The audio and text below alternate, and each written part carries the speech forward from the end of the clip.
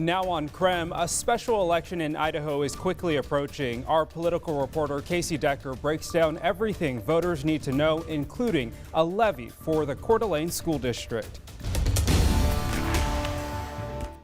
We have not experienced a COVID outbreak like this at any other location in North America.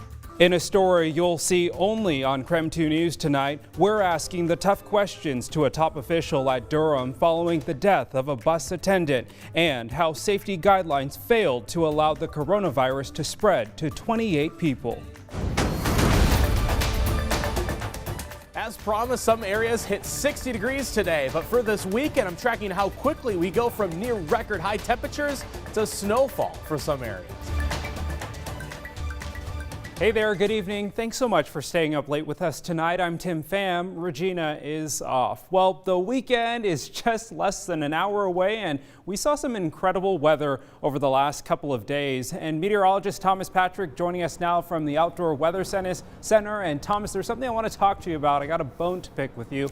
Some of us are seeing a snow icon on our phones for tomorrow's forecast, but you know, I trust you and our team a little bit more than my phone. So is it true? Will we see snow tomorrow? Yeah, when you say we're going from 60 to snow in the same sentence, something doesn't quite line up with that sentence.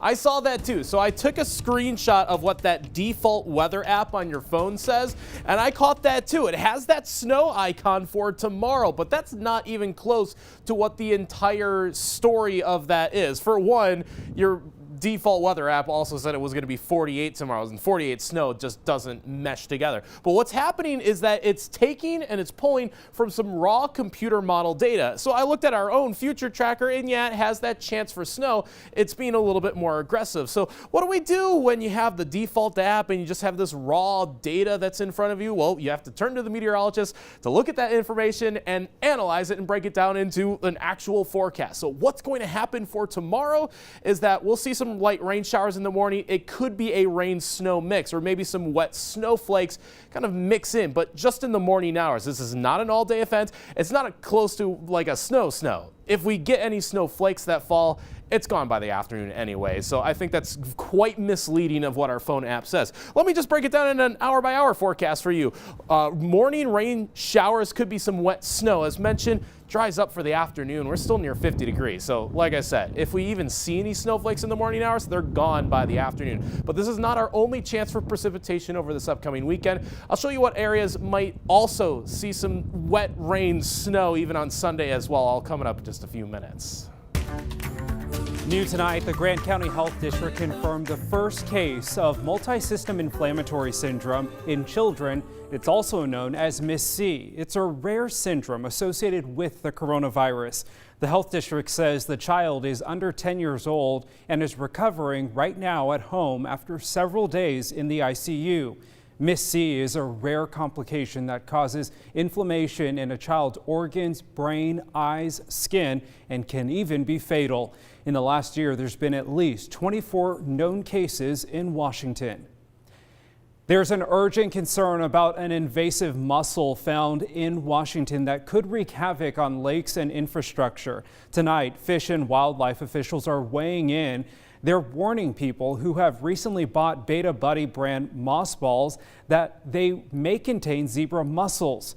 Those moss balls are used in aquariums, and if this species gets into Washington waters, it could quickly cost taxpayers hundreds of millions of dollars each year in mitigation costs, as well as higher electricity and food prices. Anyone who has the moss balls should boil them for at least a minute before throwing them away.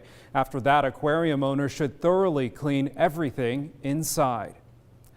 To an update, white supremacist Kevin Harfum, also known as the Spokane Backpack Bomber, is asking for a compassionate release due to the coronavirus.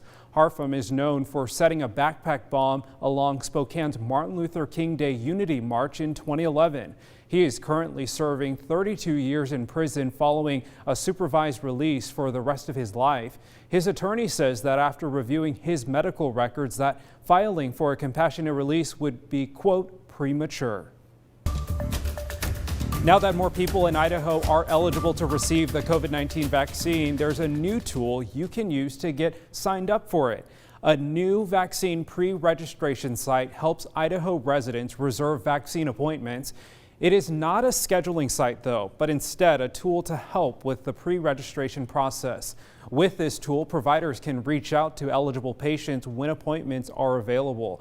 Idahoans ages 65 and older who have not received the vaccine are encouraged to use the new system. And for more information and a direct link to the Idaho COVID-19 vaccine pre-registration system, all you have to do, text the word Idaho to 509-448-2000 and we'll send it right to your phone. Washington met its goal of vaccinating 45,000 people in a day. The Department of Health says as of Wednesday, an average of 45,000 coronavirus doses have been given each day over the past week. In both Washington and Idaho, 15 to 19% of the state's residents received their first COVID-19 vaccine. Well, number one, the president told us we had to. so you definitely push hard when the president says by the last day of this month, everyone at least gets their first dose. Again, the numbers are pretty reasonable, 200,000.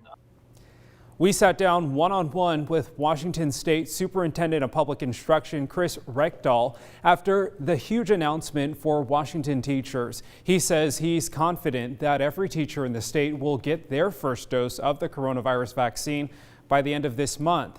To help reach that goal, we're expecting a special state program with Kaiser Permanente to launch soon. That program will be specifically aimed at getting teachers vaccinations. Looking ahead now, next Tuesday, there's a special election in Idaho. One of the issues voters will weigh in on is a school levy for the Coeur d'Alene School District.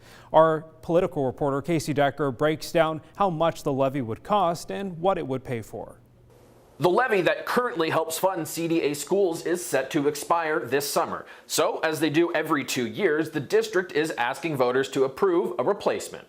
That means this wouldn't be a new tax. In fact, the proposed levy would be a lower tax rate than the existing one. According to the district, the current levy rate is $1.79 per $1,000 in property value. The new proposed rate, $1.71. So if your home is worth $300,000, you're currently paying $537 a year. This would change that to $513. Of course, if your property values have shot up recently, you could still end up paying more in taxes than you used to, even with this decreased rate. Increasing property values and also just the influx of people moving into the district are part of why CDA is able to lower the tax rate while still taking in the same amount of money as it currently does, $20 million a year. That money makes up roughly a quarter of the district's budget. It goes towards a wide variety of programs. Those include school resource officers, counselors, technology, arts, after-school programs, and even teacher salaries. The election is on March 9th, and unless you've already got an absentee ballot, you'll have to vote in person on Tuesday. According to the district, CDA voters have approved this levy every 2 years since 1986. Casey Decker, KREM 2 News.